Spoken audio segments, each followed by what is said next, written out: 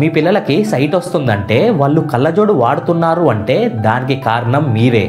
దూరంగా ఉన్న వస్తువులు సరిగా కనపడకపోయినా, బోర్డు మీద ఉన్న అక్షరాలు మసకమసకగా కనపడినా దీన్ని మయోపియా అదే సైట్ అని అంటారు. నార్మల్ పర్సన్లో ఉన్న ఈ ఐబాల్ సైజ్ కన్నా ఈ మయోపియా పర్సన్ ఐబాల్ సైజు కొంచెం ఎక్కువగా ఉంటుంది.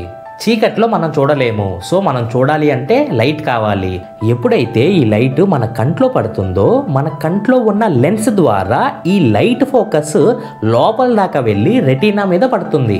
కానీ మయోపియా ఉన్న వాళ్ళల్లో ఐబాల్ సైజు పెద్దగా ఉండటం వల్ల ఈ లైట్ ఫోకస్ రెటీనా దాకా వెళ్ళదు. సింపుల్గా చెప్పాలంటే కంట్లోకి లైట్ వచ్చినప్పుడు ఆ లైట్ ఫోకస్ లాస్ట్ దాకా వెళితే, ఎండ్ పాయింట్ దాకా వెళితే క్లియర్గా కనపడుతుంది. ఒకవేళ ఎండ్ పాయింట్ దాకా వెళ్ళలేకపోతే మసకగా కనపడుతుంది అంతే. సో సరిగ్గా కనపడడానికి కళ్ళజోడిని వాడతాం. మయోపియా రావడానికి మెయిన్గా 3 కారణాలు ఉన్నాయి. ఫస్ట్ది జెనెటిక్స్. పేరెంట్స్కి ఉంటే జీన్స్ ద్వారా పిల్లలకి వచ్చే ఛాన్స్ ఉంటుంది. ఇది అందరికీ రాదు, కొంతమందికే వస్తుంది. సెకండ్ వన్, దేనినైనా దగ్గర నుంచి చూడటం. అది ఫోన్ కానీ, టీవీ కానీ, బుక్స్ కానీ దేనినైనా దగ్గర నుంచి చూడకూడదు. ఒకవేళ చూస్తే ఎస్పెషల్లీ పిల్లల్లో ఐ మజిల్స్ స్ట్రెస్ గురయ్యి ఐబాల్ సైజు ఇంక్రీజ్ అవుతుంది. లాస్ట్ వన్, ఎక్కువగా ఇంట్లో ఉండటం ఆర్ తక్కువ లైట్ ఉండే ప్లేసెస్లో ఉండటం.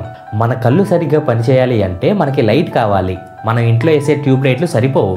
దానివల్ల లైట్ అడ్జస్ట్ చేసుకోవడానికి ఐ మజిల్స్ స్ట్రెయిన్ అవుతాయి. దానివల్ల ఐబాల్ సైజు ఇంక్రీజ్ అవుతుంది.